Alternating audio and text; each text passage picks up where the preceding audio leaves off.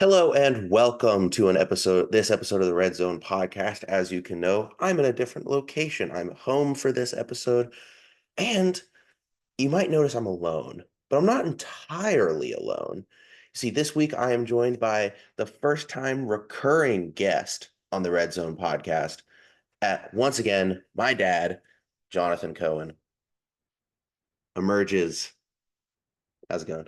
I'm good. I'm good. How are you? I'm good. I'm excited to talk about this week. Even if it didn't go the greatest. I mean, you can't win them all. I thought we could. There was a time where I thought Indiana could win them all. Yeah. Yeah. Well, let's get into it. Yeah, this was a fun week. Usually we kind of like also usually we start by being like, what'd you get up to this week?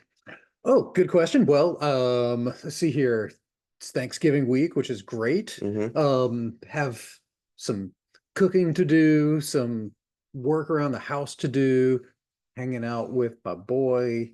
Um, I don't know. What did you get up to this week? Um, had to finish up my classes before leaving. It snowed on Thursday, which was fun, and then I came back home, Sweet. and now I'm Love it. chilling.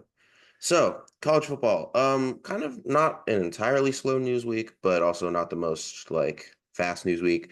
Probably the biggest news this week was Michigan flipping five-star quarterback Bryce Underwood from LSU, which was a pretty big get for them.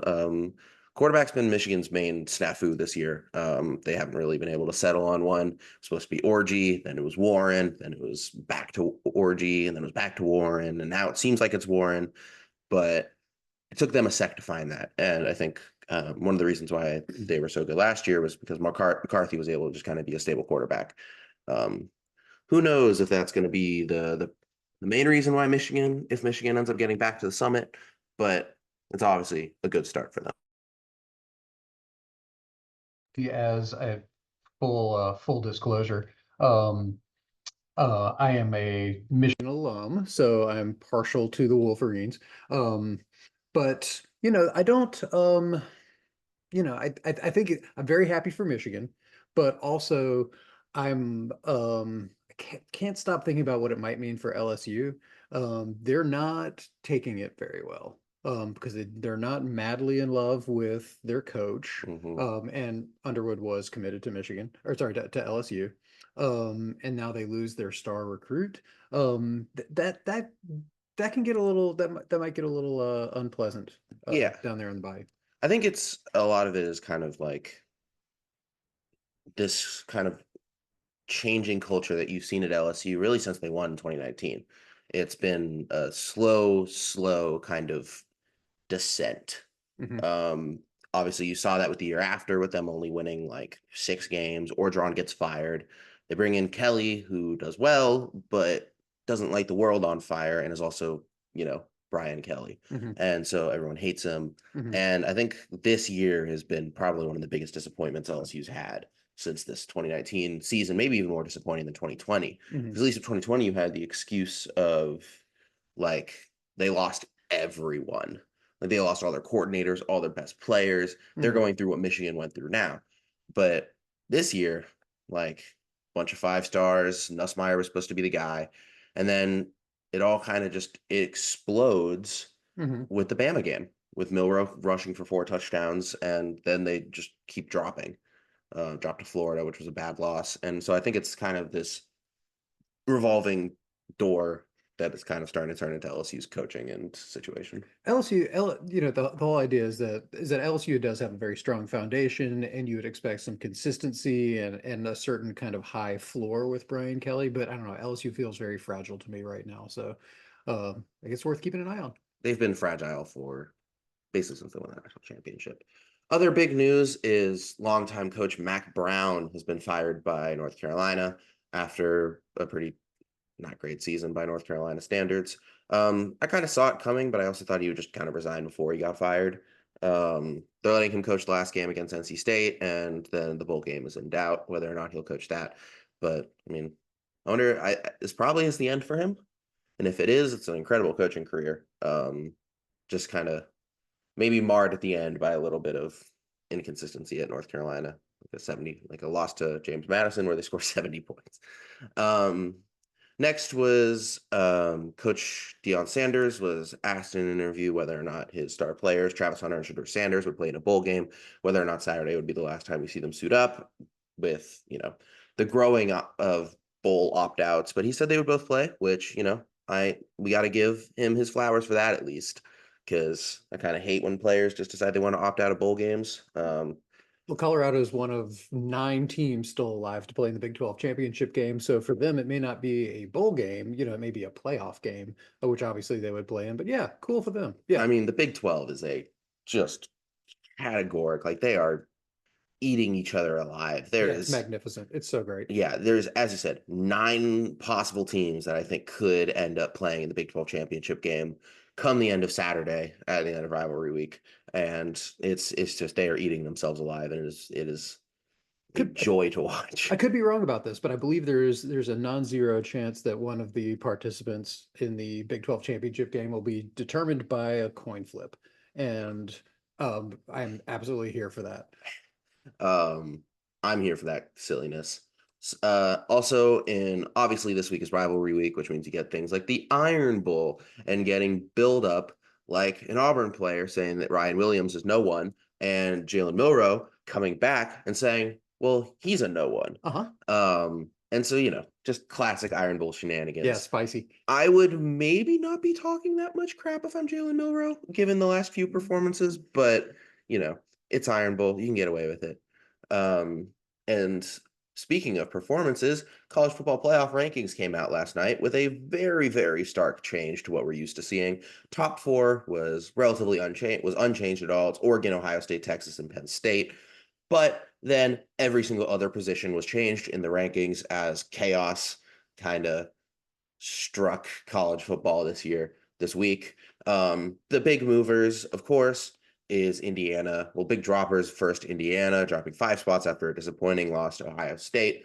Alabama drops 6 after a loss to Oklahoma. Ole Miss drops 5 after a loss to Florida. BYU drops 5, and so does A&M after their respective losses to Arizona State and Auburn. And then Colorado drops 9 after a loss to Kansas, as Kansas State enters the rankings at 24. The rankings are a little weird. I don't quite understand their metrics. I mean, it's a sort of a combination of thinking about what's going to happen and thinking about what's already happened. And as I always say to you, like it's just not even worth paying attention to right now because there's going to be we're not going to be able to glean anything from this, and then it's just going to be, weeks of arguing about sort of what means more good wins or bad losses and who ain't played nobody. So whatever. We'll see what they do when it comes out. I mean, I still think that, I still think that there are some, there's some really good spots to be in. I think the Oregon and Ohio State are in really good spots because assuming Ohio State beats Michigan this week, which but probably will happen.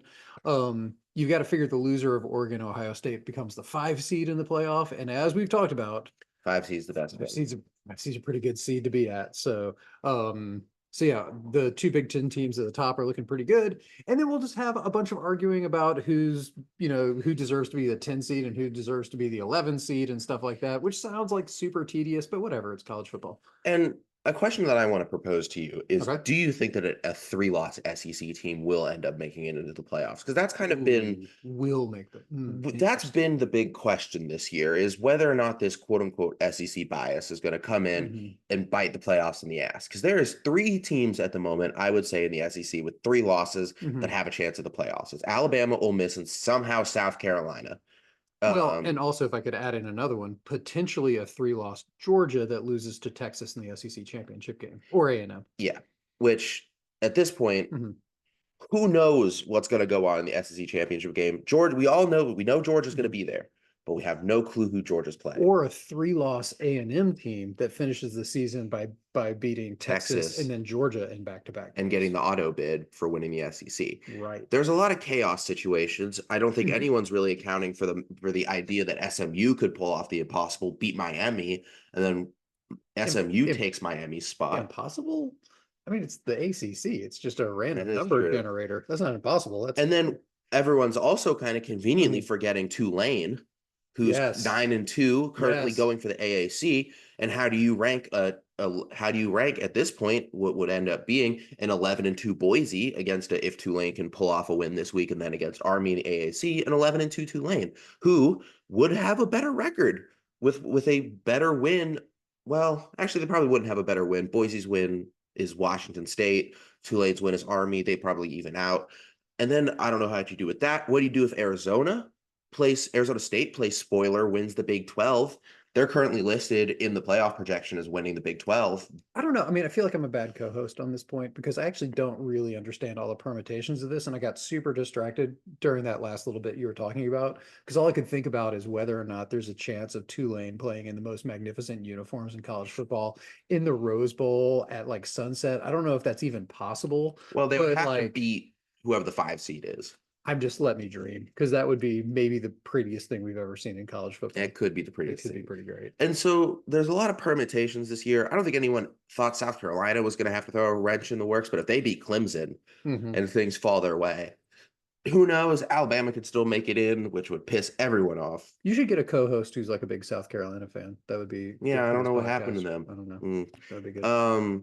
But it's kind of it's interesting. It's we went to this 12-team format. Hmm. We're like, okay, fine. We're gonna limit whatever was last year. Because last year there was 8 teams vying for 4 spots, and everyone kind of lost their mind. We went to 12, and now there's like 10 teams vying for the 12-team playoff. I mean, not to be the old guy in this thing, but when like pre anything, right? It was just bowl games, and there was just always too many teams for too few slots. And so it's like, all right, well then we'll get the computers to decide who the two best teams were. And then there was always like 3 or 4 teams for the top 2 slots. And then we went to a 14 playoff, and then everybody argued about like 6 teams for 4 slots. Who could have possibly predicted that going to 12 would give us 16 teams that would argue for those 12 spots? And when they expand the playoffs to 16 teams, we're going to be arguing about which of these 22 teams belongs in the playoffs. It's just the way it's going to be every single year. I It's a hope they little don't expand. tedious. I hope they don't expand. Oh, I mean, They're going to expand, come but on I now. hope they don't. Come on. And there's also a lot of spoilers that could play this next week during rivalry week. Mhm. I don't think Tennessee's completely safe. I don't think Georgia's completely safe, despite that game being at Sanford. Mhm. Georgia Tech's been not awful this year. Mhm. Vandy's played spoiler many times this year. Do we think that Michigan's got No, any chance? I mean, obviously Michigan has absolutely no offense this year. Ohio State looks really, really good, very difficult to stop. But on the other hand, I mean, is Michigan in Ohio State's head a little bit? It feels like it. hard to completely tell. I think it's very low chance, Okay, but if that does happen, let me have this. it would be Penn State versus probably Oregon in the Big Ten championship game. So you're saying there's a chance? I'm saying there's a chance. All right, There's good. always a I'll take chance. it. I'll take it. And that's a great segue into this week of games, Yes, let's do it. which was fun. This was a fun week. First, we want to give a little shout out to some Thursday night ACC shenanigans Mhm. between Georgia Tech and NC State in a game that I didn't really watch because I was in Mhm. the process of being delayed for 5 hours on a plane. But I'll Mhm. let you take the lead on this as someone who did watch the chaos that unfolded at the end of Georgia Tech NC State. Oh, it was just a blast. It was great. I mean, both teams going back and forth, and at the end of the game, kind of happening on the ground too, which was super fun. So there were lead changes and neither team could really stop, the other team on the ground a little bit. Smothers, the quarterback at NC State, looked like he was kind of having a moment, which was super fun to watch. I forgot who the announcer was in that game, but he had a great call on NC State's what they thought was winning touchdown run. That was the Smothers diced and covered as he breaks off a 40-something yarder to get the end zone in Atlanta. I mean, come on now, pretty great call. Yeah. Georgia Tech is better than I thought they would be this year and is now rolling into a date with destiny against Georgia this week, where who knows, maybe they could play spoiler to a Georgia team that has looked very inconsistent at times this year. I do believe that being a night game in Athens is more or less going to scupper Georgia Tech's chances of winning. If Tennessee came in and could deal with it, I don't think Tech's going to be able to, but who knows? Maybe we get the Carson Beck that threw 4 interceptions against Alabama, or the Carson Mhm. Beck that threw 3 interceptions against Florida. Um, And we'll see what happens. It's rivalry week. Anyone has a chance at any one of the games that we're going to talk about. Agree. But starting with the ranked action on Friday, UNLV takes down San Jose State 27-16. I didn't watch it, so I don't know. And then we get to Saturday. Texas beats Kentucky 31-14, Hmm. behind a great running game from which Texas running game everyone kind of thought would be kind of bad this year, given their best running backs kind of both went down with injury this year. But it's been better on the recent weeks. The main issue with Texas this year has been their offense and people not liking the offensive efficiency. Kind of been low scoring games. They struggled against Arkansas mightily the last 2 weeks. Struggled in the game against Georgia when they lost. And so I think it's a good win against Kentucky. Kentucky's a bottom feeder, but I think if you're Texas, you would maybe want to be scoring more than 31 points against Kentucky, but Kentucky's defense is also pretty decent. Yeah, I think that's fine. I think it's fine. It's a look ahead spot. Yeah. We saw what not spoiler alert. Saw what happened to A&M. A&M, what happened to A&M in a look ahead spot. So yeah, I mean it's just a good competent win against a team that's not great, but not super horrible. So Yeah, it's fine. I think it's the best. That's fine. I'm not giving up on Texas. No. Next, Penn State survives against Minnesota 26-25. I was really hoping Minnesota won this game, Mhm.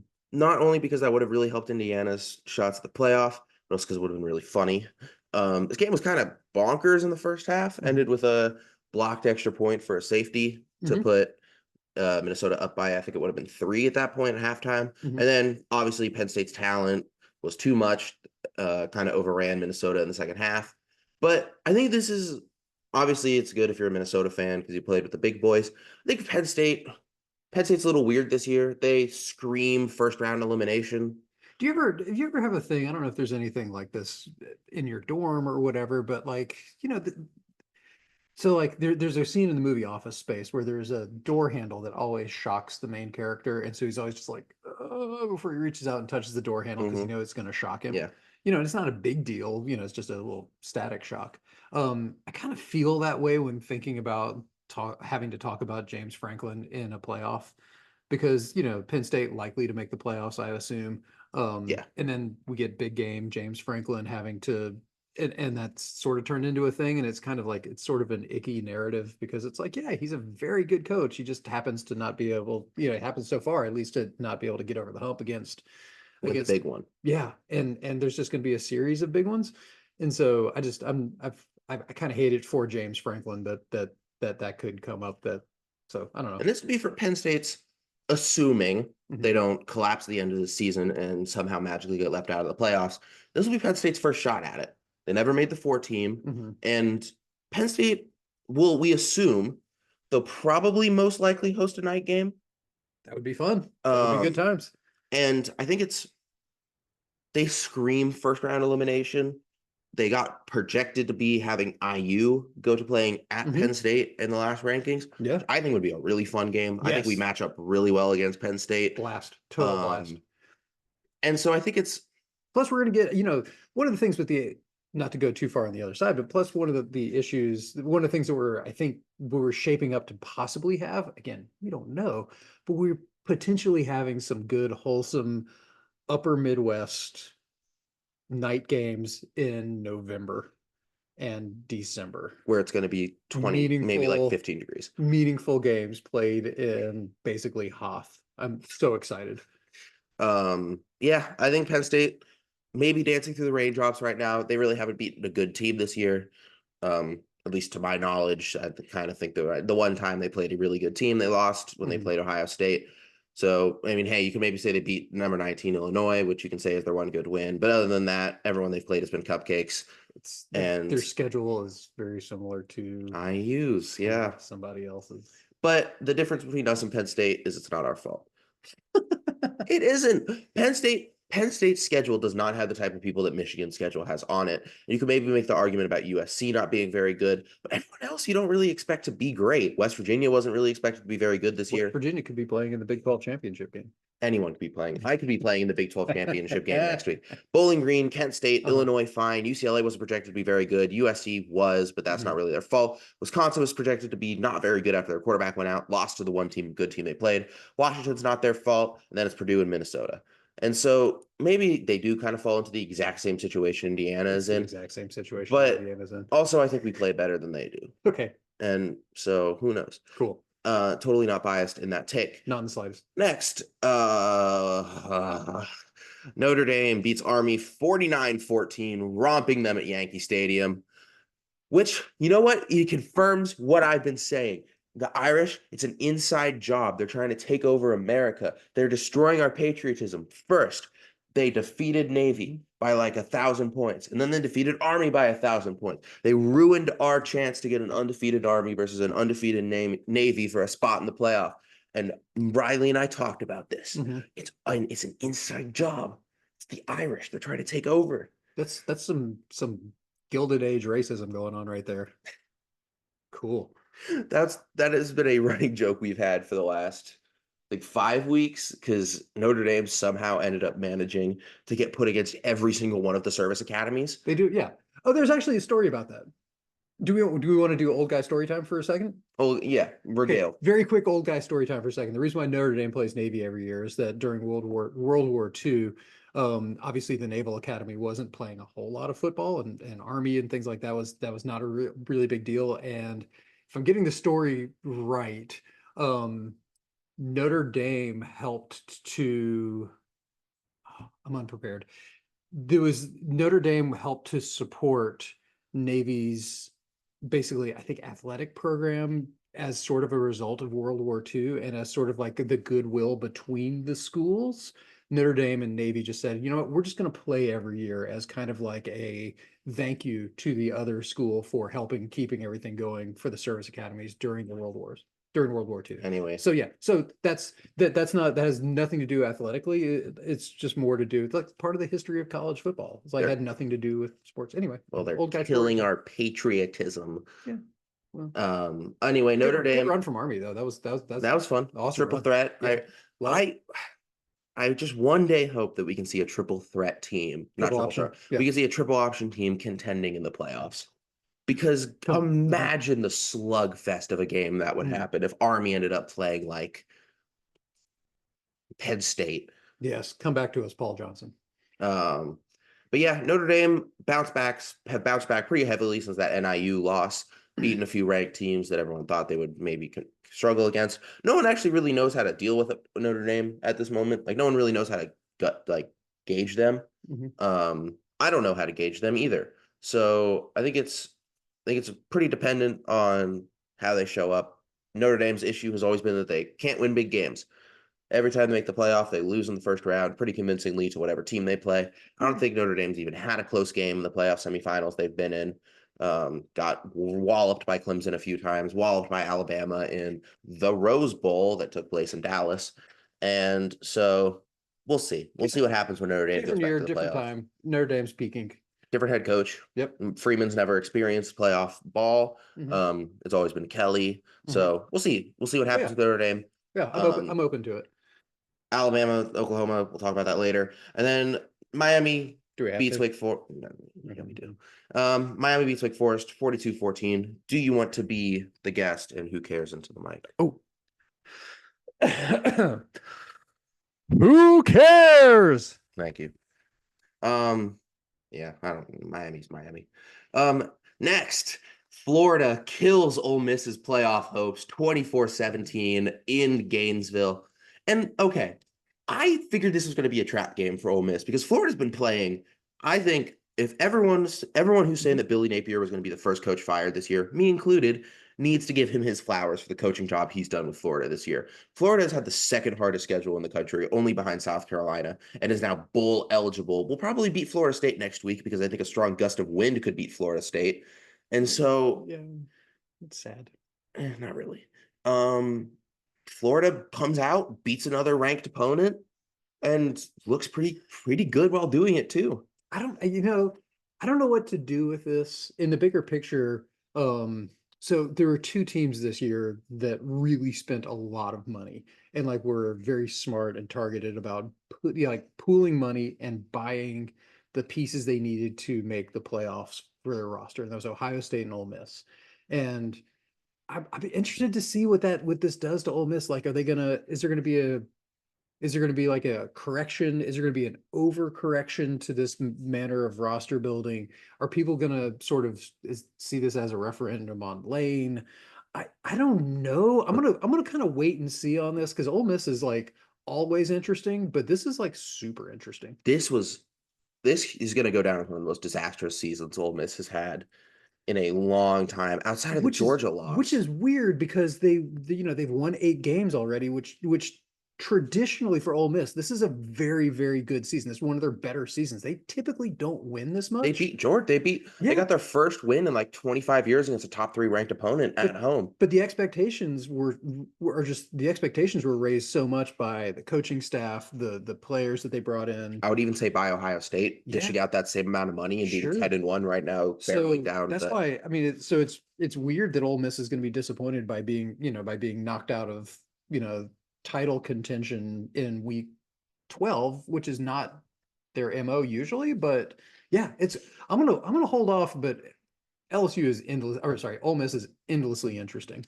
when it comes to the way they handle their football program. And this was a bad one for Ole Miss. Looked sluggish the whole game. Could really never get into gear. Jackson Dart, not didn't play awful, but just had a back-breaking interception. Turnovers ended up being the issue for Ole Miss this game. Three of them compared to I'm pretty sure Florida's zero. And He had a backbreaking series of interceptions that kept getting called back, and he kept saying, "No, no, no, I insist you take the ball." and it just comes down to Ole Miss has been fragile this year.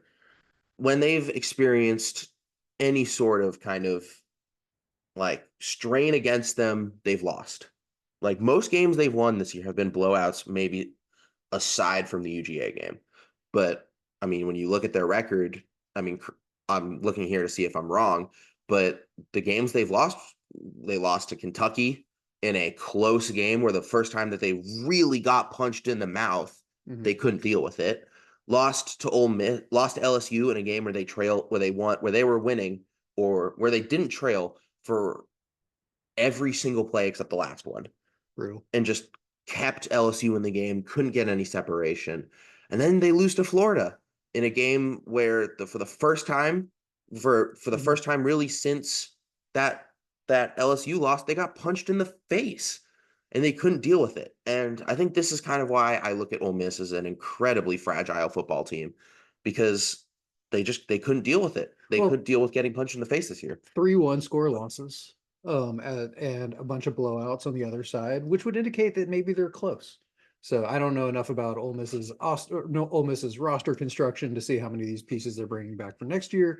But it's not like, I mean, that indicates that maybe they're almost there. So I don't know. Let's see what happens with Ole Miss over the next few months. It's going to be super interesting. And let me throw out a chaos situation here. Yes, please. What if they do get very knee jerk looking at this season and decide they want to shoot Lane into the sun?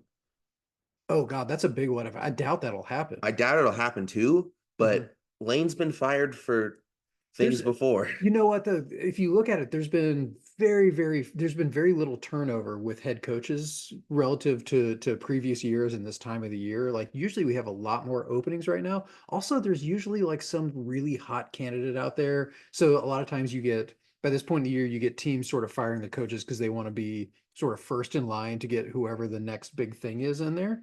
I don't know who that is right now. Because So, I mean, before, oh, that was another big piece of mhm. news that happened this week, was that hot guy was Kurt Signetti, was Yes. IU's coach, who has been extended by, oh, I think it Mhm. was, maybe it was before last week's episode. We just Mhm. never talked about it, but extended on an 8-year contract. He Great. said Yeah. he stood on business, said he wanted to stay in Bloomington, signed the extension to show it. Huge part of that for me, the headline on that whole thing was $11 million pool for hiring staff, which is Big for one of the him. highest, if not the high, well, it's one of like the three highest in college football. That's a big deal. That's building the infrastructure. So, maybe Indiana's here to stay. And that's what I was gonna say, is like a lot of people think this is a flash in the pan year for Indiana, and it Hmm. might as well be. It could 100% end up being a flash in the pan.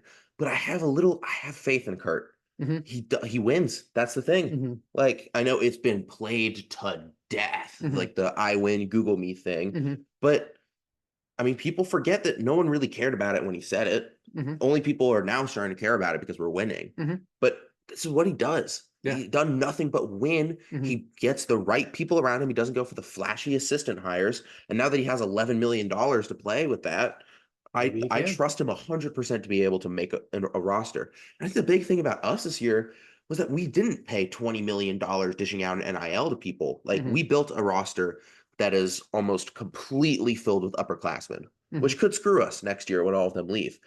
But Yeah. I mean, Cignetti knows how to use the portal, and he's not going after the flashy names. He's going after the names that have played for 3 to 4 years, players that have that experience. And I think Cignetti being able to get more time to be able to do that is one of the reasons why I don't think this is a flash in the pan year for us. Yeah. It's Um, all coming up Hoosiers.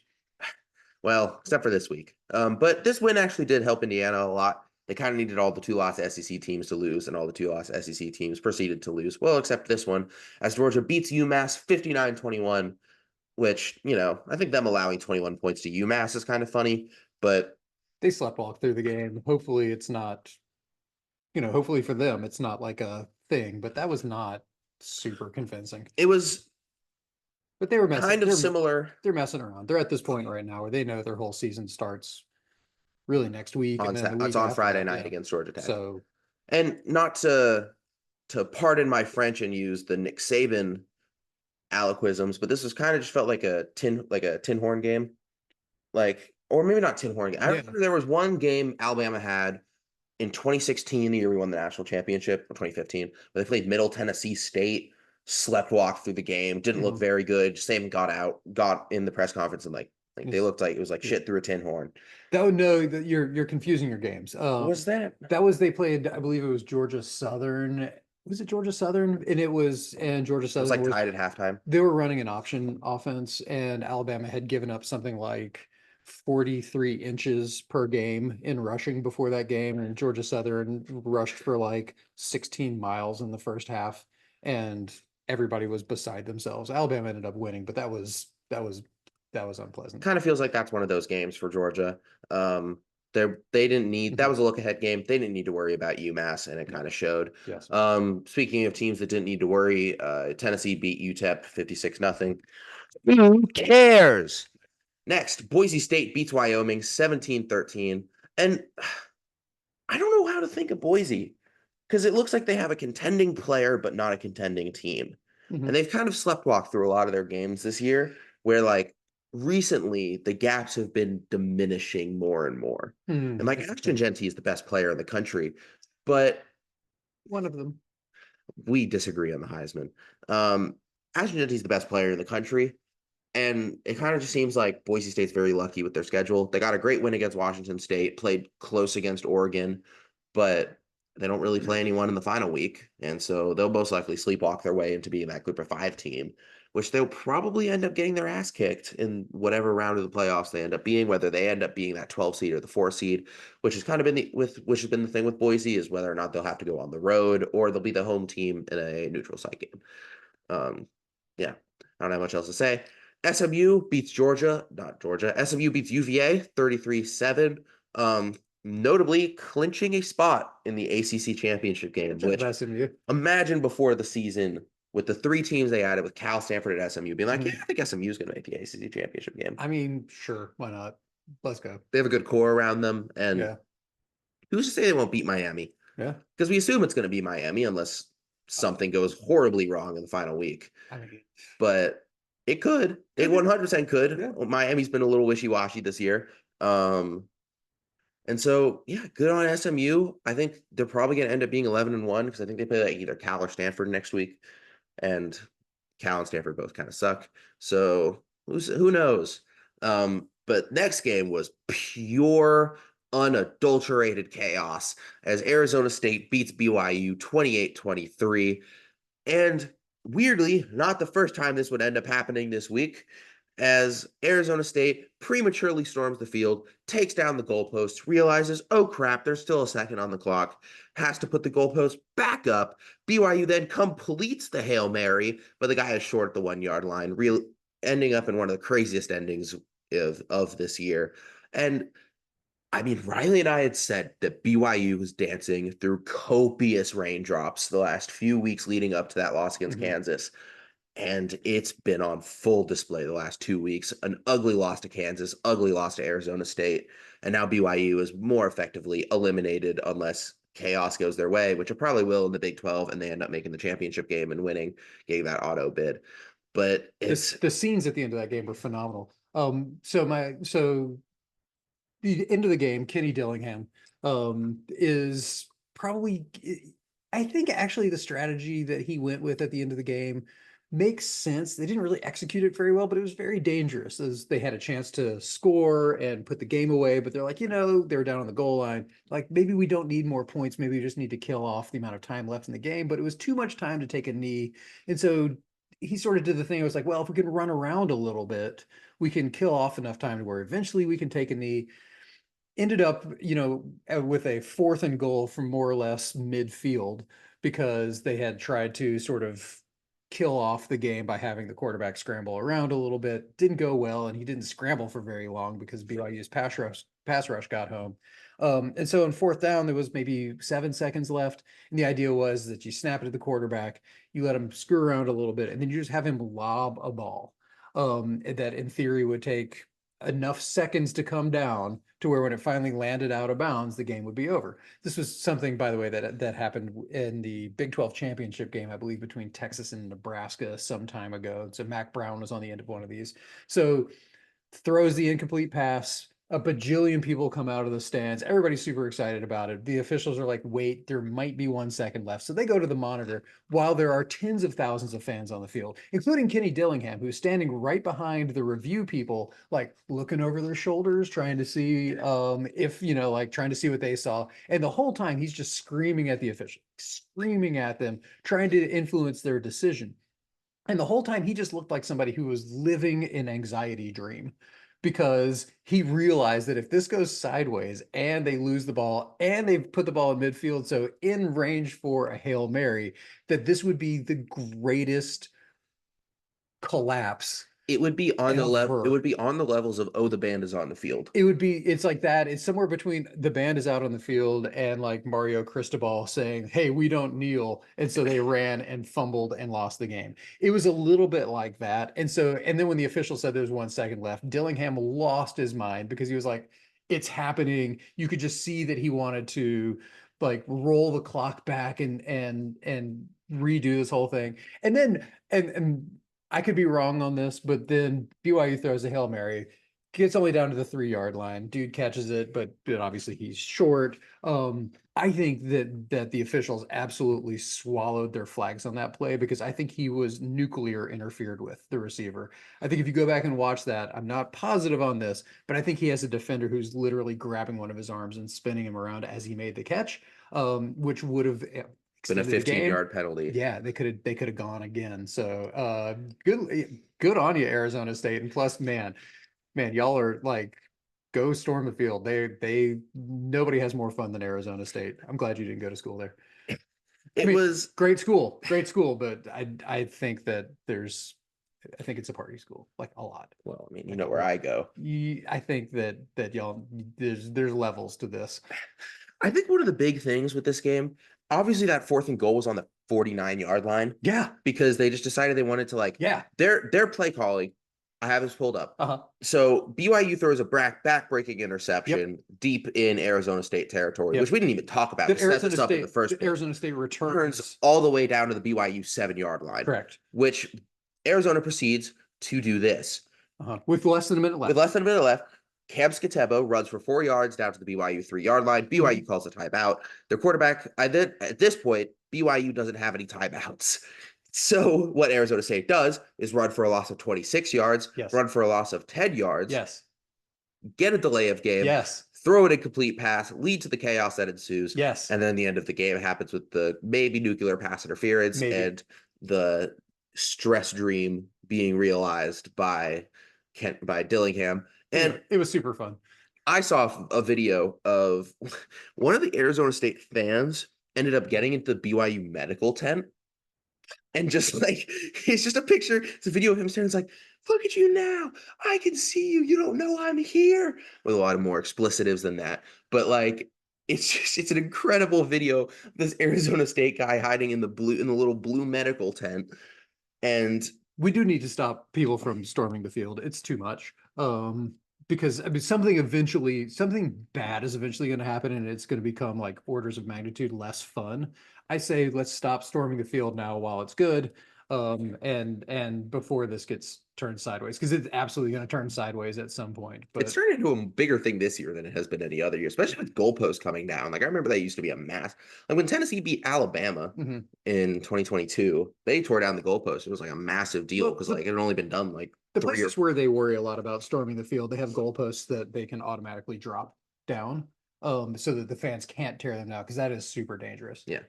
Um, Anyway, Anyway, next to a game that has no chaos and no storm uh, fielding. Oh wait, Auburn beats Texas A&M in 4 overtimes, 43-41, in a game that would never end. This game ended at about 12:30, not 12. It ended about 12:15 EST.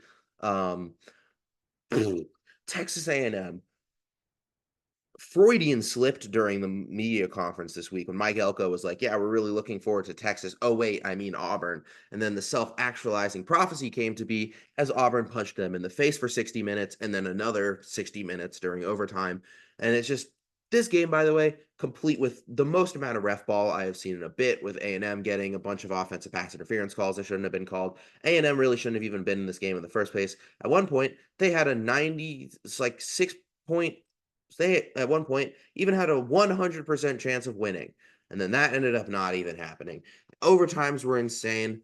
Um, it was just bad. It was the most Jordan Hare football game I've seen in my entire life, as it goes to I, 4 overtimes and chaos ensues. And A&M, I'm gonna say something nice about Auburn, mhm. that they But it's Auburn hate week. We can't. no, I know, but like, shout out to them for still packing that place and making it an impossible place to play, even though their season has definitely not gone the way that anybody wanted it to. The vibes aren't great down there right now, except yeah, they just they make it so hard on you to play there, even when they're not good. So shout out Auburn fans. I mean, that was the thing last year when Bama came in and Auburn sucked, and I Mhm, was like, I'm still not really happy about this game mhm, because like Jordan Hare is a nightmare facility. mhm. And, you know, this game was just every bit of nightmare. Texas A&M's final play was really unfortunate. Yeah, it was a drop. It was a It drop. was a drop. It was a great play call. It was a drop. These things happen. They put themselves in a position to need that, and so A&M can't complain. But they still have it in front of them. Their season is. I mean, Somehow they they still have can a chance to well, because they've taken care of their business. Otherwise, they beat Texas. They're playing in Atlanta the next week against Georgia. That would be. a I must mean, win. even if I mean, if you told an A&M fan that that was on the table before the season started, they would absolutely take it, even if it involved them losing at Auburn. And for A&M, playoffs start now. Yeah. You need to win every single game for the rest of the season. Yep. Which I honestly think benefits them more than it benefits Texas, especially with this game being in Kyle Field, Mhm. where A&M's been unbeatable this year in Kyle Field. It's been their stronghold. Mhm. And I think the big thing is that Texas is probably fine no matter what happens in the A&M game. It's honestly probably better for them if they even lose that game, because I know there's been the whole discussion about whether or not playing in championship Mhm. games is a good thing at this point in time. But Mhm. for Texas, I don't really think you gain anything from winning this game than going up against Georgia again. Um, Big picture wise, though, yes, that makes sense. I'm again an old head, and so I still think winning the SEC is a huge deal, and so you should try to do it no matter what. yeah, But but also all of that we can say, mhm. but that is ignoring that this is the most that Texas A&M is probably the most toxic rivalry in college football history, That actually, you might be right about that. and no one really it goes under the radar with the newer gen of fans, so Mhm. me, because we haven't seen it since like 2012 before A&M joined the S. No, it wasn't even 2012. It would have been 2010 before A&M joined the SEC. But this rivalry game is insane. It's going to be 100 something thousand people in Kyle Field, and Might be the most expensive ticket in college football history for a regular season game. it's two teams that have nothing but loathing for each other. So I think you can say all of your like la di da about this being maybe better for Texas if they do end up maybe losing to A&M, not making the SEC championship game. But also that does not accord for the fact that these two teams hate each other's guts. And Yeah. so this is going to be a fun football game. Appointment TV. It is appointment TV. Just damn shame it's during the IU Purdue game, so I probably won't be able to watch any of it. Oh, it's a night game? It's into 7:30. Oh. It Purdue IU is at 7. A&M Texas A&M is 7:30. Sorry, old Oaken bucket. I might be watching Texas That's A&M fine. during that time slot. Purdue's like the worst team in college football this year. Oh, sad train noises. Sad train noises. Next, um, keeping up the upset train, Kansas beats Colorado in Arrowhead, 37-21. Best I can tell, I believe I remember this statistic correctly. It's the first time ever that an unranked team has won 3 games in a row against ranked teams. That you would be hilarious.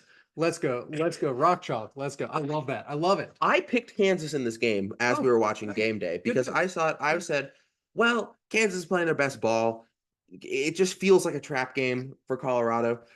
I don't understand Kansas this year. They're finally playing like what everyone thought they were going to play when they were ranked 19th to begin this season. Then they lost to UNLV, and then no one cared about them for Not 7. a bad loss. No one cared. Yeah, but no one cared about them for 10 weeks, and then they decided they wanted to beat BYU, Kansas, and they wanted to beat Iowa State, BYU, and Colorado in 3 straight weeks, and decided to just throw the Big 12 into even more chaos that it somehow ended up. All without playing at their own home stadium, which I recognize is not like, it's not a gigantic home field advantage traditionally, but still, I mean, any home field is a home field advantage. Any home field is at least a little bit of a home field and advantage. So Kansas, good on you. Somehow one of the only teams that's not eligible to win the Big 12 this year. Which, could maybe there's like a change.org petition that we could put in just to have Kansas there for fun?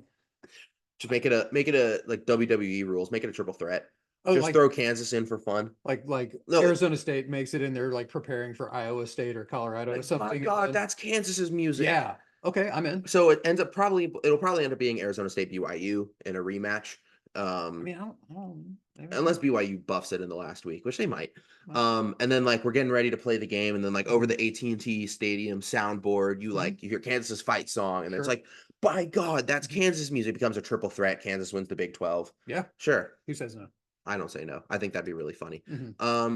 Big 12, by the way, let me run down the list of teams that could theoretically win the Big. I don't even know if all these teams could win the Big 12, but theoretically, Arizona State, BYU, Iowa State, Colorado, Baylor, Kansas State, TCU, Texas Tech, and West Virginia are all mathematically alive. Mathematically alive. West Virginia, by the way, is 6-5. I don't know what TCU has done this season. I don't know what Baylor's done this season. I haven't heard a wink of either of those teams, and now they're all a game out of the potentially playing in the Big 12 championship. This is what we all wanted when the Big 12 expanded and everybody looked at the roster of teams. We're like, that just anybody could win this conference and nobody's going to know who wins week to week, and all the games are going to be pretty fun. I mean, that actually worked out. So I mean, I said sign me up for the Big 12. I said before the beginning of the season that it was most likely going to end up being Utah, but the second place team was going to be a bloodbath. And then Utah's quarterback got injured and they sucked, and they're 1-7 in conference. That's a bummer. I thought Utah was going to roll, but and now we've had the best case scenario, which is that we have 9 teams fighting for 2 spots. Yeah. And honestly, the Big 12 has been probably the most fun conference to watch this year because no one knows what's going to happen on a week-to-week basis. I just want there to be a coin flip outside of a Buc-ee's somewhere in like Oklahoma to determine who's going to be the second team in the Big 12 championship game. I agree. Thank you. And I think overall, Big 12 has been really fun this year. Weirdly, in this game, though, Shedeur Sanders decided he wanted to throw a little pissy fit, push an official, and then ended up not getting suspended for it because Colorado ran an internal investigation, which, fun fact, is bullcrap. So not necessarily. I mean, when you run an internal investigation and the guy getting investigated is the coach's son, I don't think you're going to end up getting anything out of that, especially when it's Colorado. I mean, you should never lay hands on an official. I'll give you that, but things happen. I'm not going to get too worked up. Yep. Clemson beats the Citadel 51-14. Who cares? Wofford loses to South Carolina 56-12. Riley ended up not sending me what they thought of the game. I assume that they probably would just say that was a good win. So who cares? Big game, but like I know we're going to get to it, but South Carolina, Clemson. Palmetto Bowl is appointment viewing. Tasty next week. Appointment viewing, I would say, for the Palmetto Bowl. Iowa State beat Utah 31-28, keeping their Big 12 hopes alive. Love it. Utah has been annoying me this year because I legitimately thought they were going to be really, really good, and then they ended up not being really Apparently good. Whittingham is considering retiring after this season's over. That would be a big deal. I mean, he's I He's think he's the a longest tenured coach at a single team in college and football. he's I think he's such a good coach. Same. So super interesting. Missouri beats Mississippi State 39-20, which would have been good for Alabama Yeah. if what happened later didn't happen. And Illinois beats Rutgers 38-31. Now, Alabama played Oklahoma. Yes, they did. I don't even think we can say they played them. More, they kind of just got systematically steamrolled. Yeah, I was not the whole as I was watching the game, it was this is a tough spot. I couldn't figure out what was going on. Like to me, it was like none of it computed.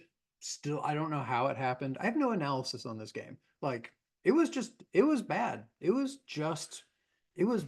bad, and I can't figure it out. I think, because it's you get used to a certain standard, and obviously when, with the coach, new coaching staff and everything, that standard is probably going to drop a little bit. There's going to be a little bit of cognitive dissonance among the players, not to get too nerdy, but like, you go from this very strict, very rigid system that everybody, Saban's whole process was so ingrained in the entire program. And then DeBoer comes in with a new system. I'm not even talking X's and O's. I'm just talking about The culture. the culture around the program, which is, I'm not saying it's any better or worse than Saban's, but it's very different. And so I think there's some dissonance going on, and with the players. And so, again, not saying that any of this is DeBoer's fault or anything like that, but it feels like this is going to be that this might be what we end up getting for a while out of Alabama, unless there's some major changes in the offseason. But I've watched Alabama play games like this before, but usually, but the coach's name was Mike every time I've watched Alabama play these games recently. This was a DeBose Shula era game. I haven't experienced one of those in a while. You've never experienced one of those. I wouldn't recommend. No, I Not great. hated it. Not great. I kind of made the point to my dad while watching that this was the worst they played since uh the 2013 Since the last time they got blown out by Oklahoma. since the last time they got blown out by this same team, Oklahoma, in 2013 in the Sugar Bowl. I would even argue that they played better in the Vandy game. At least the offense was working in the Vandy game. Yep. Offense could do diddly squat here. What They did just I- decided to run the exact same play call with Milroe every single time on a quarterback run, which, shock horror, Oklahoma knew was coming because as bad as Oklahoma's been this year, Brett Venables is still one of the best defensive-minded coaches in all of college football. Mhm. And so, of course, he's going to see what it's coming, because that's what Alabama's bread and butter has been this year. And this is probably knee jerk, but I am at the moment so ready to throw Nick Sheridan into the sun. I've hated the offensive play calling for a majority of this year. I just think it's been too one-dimensional. And the worst part about this is at one point they're down 24-3. And during the second half, they had shown glimpses of just designed runs with Milroe and Jam, and it was just kind of working. But then they would abandon it and punt. And it was like Jam and Justice had great work. Like, it was working. They were getting 5 and 6 yards on first down. They were getting ahead of the numbers. And was it sustainable? No, you can't run the ball every single possession. Why not? But because we were down 24-3. But like, the issue is they didn't do it in the first half. And it's like it just comes down to an inability to do what worked and trying to stick to your guns because you think that's what's right. And that wasn't what was right. This is Milroe's worst game in an Alabama uniform. I would even hedge to say this is a lot worse than that Texas game last year that everyone got on his ass about. He was hot garbage. It was bad. It was embarrassing to watch. It was I legitimately haven't seen them. I don't think I've ever seen them play this bad because I never watched the 2013 Sugar Bowl because I was 7 years old and it was past my bedtime. I've never seen Alabama play this bad in my life. I trust Kalen DeBoer. He's not an idiot. And as much as, Alabama fans are upset. I guarantee you nobody's more upset than that coaching staff. So I'm going to give them time. This is going to be a couple of years. It's going to be sort of a rocky transition. This is part of the rocky transition.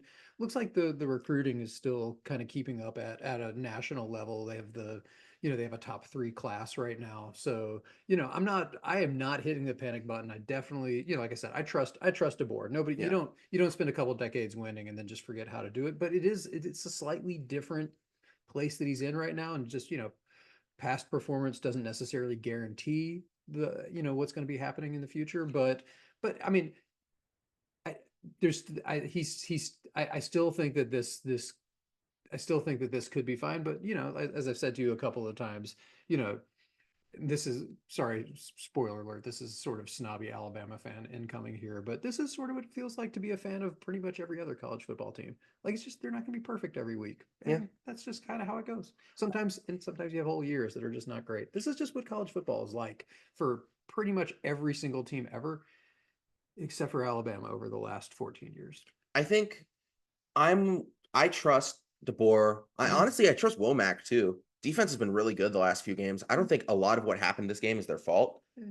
There's some There's holes, but there's some things I don't love about it, but that's but okay. also I mean, this wasn't a lot of this game outside of the first half wasn't the defense's fault. Defense shaped up in the second half.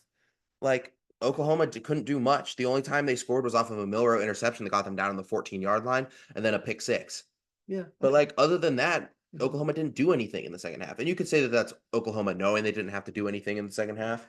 But defense, honestly, I don't even think is as big of an issue. But I think Sheridan needs to be fired into the sun, and I trust DeBoer. But this was bad. This Bama shouldn't be playing in the playoffs. I think if this team was anyone other than Alabama, they would not be ranked 13th in the country right now. No, objectively, they're right now. If yeah, no, I They agree. do not I agree. deserve to be ranked. And so we'll see what happens. They got Auburn at Mhm. home this week, which they should win. Should win. I swear to God, if they lose to Auburn, I'm going to lose my mind. Yeah, But it's all right. It's all right. we'll see what happens. Yeah, I'm more of a basketball fan anyway. Yeah, they beat Houston last night. Yeah, Great right. win. Roll Tide. And so this takes us to next week, rivalry week. Best week of college football in the whole year, which means for predictions, we're just going to go through almost every single game because almost Right. every single game is important. I've obviously done no research on this. Predictions based on vibes only. I can't wait.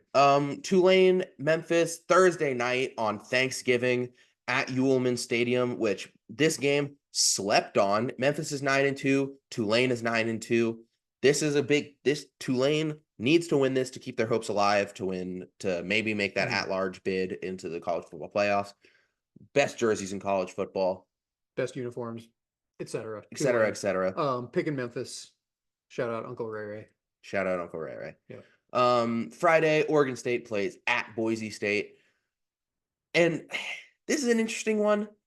I'm honestly kind of thinking of just going with Oregon State here. Yeah, do it. Do it. Do I'm it. I'm Go on picking, record. Do it. I'm picking Oregon State to Yes. upset Boise in Boise. I just think they've been dancing through too many raindrops at this point, Yeah, and I'm taking Boise. I think it's hard. Yeah. Boise, nice and comfortable. Oklahoma State plays at Colorado. Who cares? I'm going with Colorado. Yep. Egg Bowl. Oh, the Egg Bowl is so fun. Egg Bowl. You know what? So fun. The Egg Bowl's lost a little bit of its vibe because it's not on Thanksgiving. It's not? No, it's on Friday this year, not Thanksgiving. Oh, that's okay still. No, Egg Bowl is still Egg Bowl is still Egg Bowl is chaos. So fun. God, Mississippi so State fun. sucks though, so I don't think this is going to be particularly good. Playing better recently. They have been playing better recently. I can see I could see maybe keeping close for a little bit, maybe a little uncomfortable for Ole Miss. Ole Miss is going to win by 100. I think Ole Miss's talent comes through in this Something game. goofy will happen, whether it has to do with the results on the field or not. Yep. But yeah, Ole Miss. And then Friday night lights under Sanford Stadium, Georgia Tech at Georgia, clean old-fashioned hate. Mm-hmm. I think this is going to be a very interesting game. Georgia Tech played them close last year. Mm-hmm. Georgia's been really inconsistent this year. Mm-hmm. And I don't think Tech wins, but I think Tech plays them close. And I think Georgia pulls away. Mm-hmm. But once again, we end up leaving this game not inspired by Georgia in the slightest. And they'll walk into the SEC championship game. And let's be real, I think they'll probably lose in that game to Texas. Mm-hmm. Which, spoils my pick for Texas A&M. But I think they probably end up maybe sleepwalking through a bit of this game, gets lucky Mhm. because they have a lot more talent than Georgia Tech has, which isn't a slight on Georgia Tech. It's just kind of how college football works. And I think Georgia comes out with one here. Love the bee, love the resurgence of the bees. Soft spot for Georgia Tech. I think Georgia's going to drop a train on them. Yeah. Saturday, the game, 12 o'clock on Fox, Michigan, Michigan at Ohio picking State. Michigan, I'm picking Ohio picking State. Michigan, Because I kind of need picking I need Michigan. Ohio State to keep winning. Michigan is going to win. Final score, bonus, final score prediction. It's going to be 56-10 80, Ohio State. 87-3 Michigan victory. Go blue. Then Tennessee at Vanderbilt. This feels like more of a trap game than people are saying. Vandy's been a little thorny, but I probably Tennessee wins and clinches their spot in the playoffs. Sleepy noon kickoff. The spread on that game is low. It's 10 points. So 10-point Tennessee road favorite. The over under is low. It's going to be a low scoring. It's going to be an ugly football game. Sleepy kind of football game. I'll take Tennessee, but nothing would surprise me. And appointment viewing at 12 o'clock on ESPN. Yes. The Palmetto Bowl, South Yes. Carolina at Clemson. Yes. I'm picking the Cox. Absolutely. Yeah. I've spent the better part of this entire year shit talking South Carolina because I didn't think they were very good. That's a problem. But last week I saw the truth when they beat A&M. Yeah. And I'm riding on this train. We know who Riley picks for this one. Pretend like I'm swinging around a towel. Yeah. I'm picking the Gamecocks to ruin Clemson's dreams. Yep. And walk out of Clemson, South Carolina with the W. Just entirely vibes based prediction. Yep. Go Cox. Illinois at Northwestern. I don't really care. Have you watched Northwestern play any games in Evanston this year? Indiana played at Northwestern at one point this year. It's a great stadium. What a great temporary stadium right on Lake Michigan. Phenomenal. The wind is hilarious. Oh God, yeah. It's gonna be 29 at kickoff. Yeah. There's gonna be Brett Bielema Illinois is gonna attempt 2 passes in this game and win. It's gonna be amazing. Honestly, Brett Bielema ball slightly reminds me of Sam Allardyce ball in the Premier League, which is the deep cut that I'm pretty sure no one's going to understand. No, I understand, and I'm here for it. But do you get it? It's a great call. And so, yeah, they'll attempt 2 passes and win by like 10 They're both points. sort of larger figures who are just absolute trolls. Yeah. Yeah, that's a great I think Illinois plays Brexit ball. Okay. But like as a football team. If we did an entire episode of the Red Zone, if you had me back, that was just sort of like, which we probably will, like random college football coaches as Premier League managers, how many listeners do you think you would have? And how many of those listeners do you think would stick around after the 4th minute? Probably 8 listeners, 0 would stick around. Yeah. We should do it. We should do it 100%. Yeah. Maryland plays at Penn State. Okay. Both schools have excellent dairies. It's a thing in Big Ten schools. A lot of them are land grant colleges. They have excellent ag schools. There's a lot of sort of rivalry among who has the best dairy. Who do you think has the best cheese in college football? Because the obvious answer would be Wisconsin. You would think, you would think, but Mississippi State holds themselves they have a whole thing, very they have highly. a whole thing about their cheese. I don't know. When I retire from my job, and when your mom retires, we're absolutely going to get an RV and just drive around and spend an entire fall going to college football games. I will report back. We will make sure to stop in at all the various dairies across the country to see who's good. Notre Dame plays at USC, 3:30 on CBS. This will probably be a blowout. It's aesthetically pleasing game as always. Just fun to watch those uniforms on the field. Do you think if this ends up being a blowout, USC loses by like 1,000? Do you think they fire Lincoln Riley? I don't think they can afford to. That now. I'm speaking based on nothing. I just know traditionally USC's athletic department hasn't quite had as much money as they probably should have. I don't know if they can afford to fire him. At least not yet. Yeah. Trap game of the week. Miami goes to play at Syracuse. Aesthetically is like the opposite of watching a game played in the Coliseum. I mean, Syracuse seems great. Kind of have a soft spot. I hate for the Syracuse. camera angle they use in that. Yeah, the Carrier Dome is not a great sort of camera angle, and plus the like orange and green versus sort of orange and blue and white. It's just I'm not going to watch that because it's just not going to be all that pretty. Yeah. Also at 3:30, Cal at SMU and SMU's quest to win the ACC. how about this season ends the way it began with Cal just sort of like messing everything up for everybody? God, ultimate Let's chaos. go, Cal. Let's go. I'm picking Cal. Um, Again, five spaced, picking Cal. at 3:30, the Hmm. Iron Bowl, Auburn, Alabama. Hmm. In my humble, unbiased opinion, which Totally is unbiased. totally unbiased, I think Unbiased. Alabama wins 100-0. I just hope both teams have a good time. You know what really annoys me though? The fact that Peyton Thorne has more passing yards than Jalen Miller this year. Auburn leads Alabama in every single statistical category when it comes to players who have more rushing, receiving, and passing yards, It's okay. which is a little frustrating. It's okay.